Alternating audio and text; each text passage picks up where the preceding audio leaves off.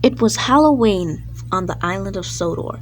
The engines were telling scary ghost stories. All that is, except for Henry 76624 and 98462. The two spiteful engines had to take a late freight train. I hope they don't fall victim to Timothy, sniggered Winston. Who is Timothy? Asked Thomas. I'm surprised you don't know who Timothy is, Thomas. Your brother? Thomas gulped. Edward laughed. Do you think they're ready to hear it? He chuckled. I think so, said Winston, trying to contain his laughter. Pwah! You silly engines won't be able to scare me. Well, since you're the scariest thing we've ever seen, and you're running on this railway, I think we should be immune to this scary story. And this was the story Winston told them. This took place around when Edward and Thomas first arrived. Once upon a time, there lived a little engine named Timothy. He was loaned from the London-Brighton South Coast Railway. He was a cheerful engine, and he was painted white and numbered 0. He mainly worked on passenger trains, along with Edward. But despite the fact that he was kind, he was also an experiment alongside Thomas, but he was the first experiment. This also made him rather unhinged. He was prone to having temper tantrums. Whenever he didn't get his way, he would take his anger out on the loads that he pulled. His volatile temper surprised the other engines. Well, all except for Winston. I've seen this before, he said. He'll grow out of it soon. I mean, he's a wise engine. Maybe his temper will pass.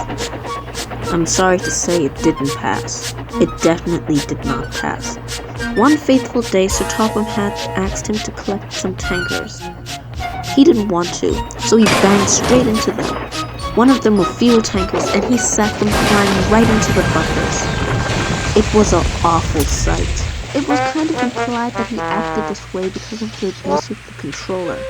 I would hear him yell at Timothy and say, "If you screw up one more time, I'm gonna sell you for scrap." Until one faithful night when he allegedly said that he wanted to make up for his awful behavior, which was most out of the ordinary. As usual, he painted the station, whistled, "Get in quickly, please." The people got in, the guard blew his whistle, and then he left.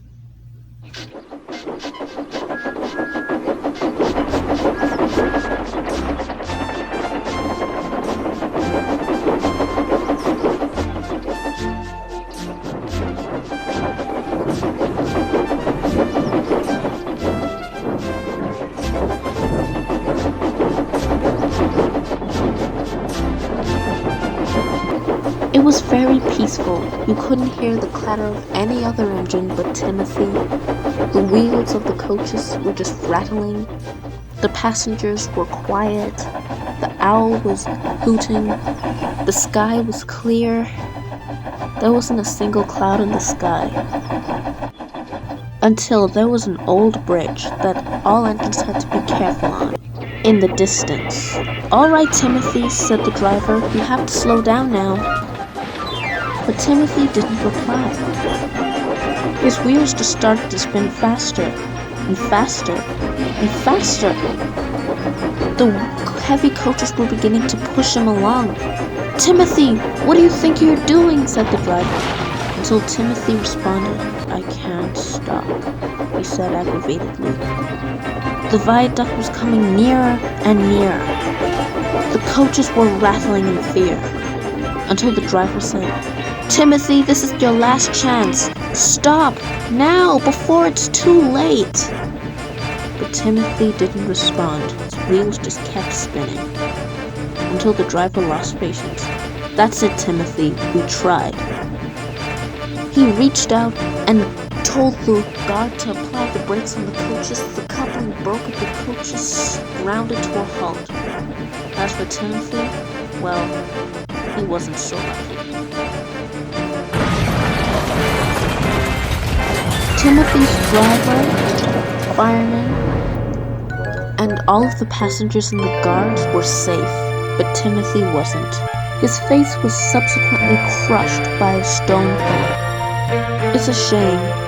The day afterwards, his remains were sold for scrap to be reused on other engines. The reasons why he did it is forever unknown. Some say it was because he was an experiment, making him not right in the head. Others would say it's because of the controller. His abusive ways twisted his mind. Everyone else says it's because, well, it was a real accident. While the rest says that Timothy was a very intelligent engine, and he wouldn't let an accident happen like that. So maybe it was on purpose. We'll never know. Whenever engines would come to the same bridge where his death took place, they'd say that they swore they saw a white tank engine guarding the bridge, making sure the engine would slow down. Some would say maybe it's just a vision, a star, or just the wind. I think it's just pure ignorance that they would think that. And so that's what happened. Winston finished. The engines were gobsmacked, but none of them were paler than Thomas. "So, what you're telling me is that my brother's really dead?" he said. He looked like he was about to cry. Edward sympathized. "Of course not. Your brother died tragically trying to help another engine. A bunch of fuel tankers ran into him, so he's dead now. Or is he?" "What the?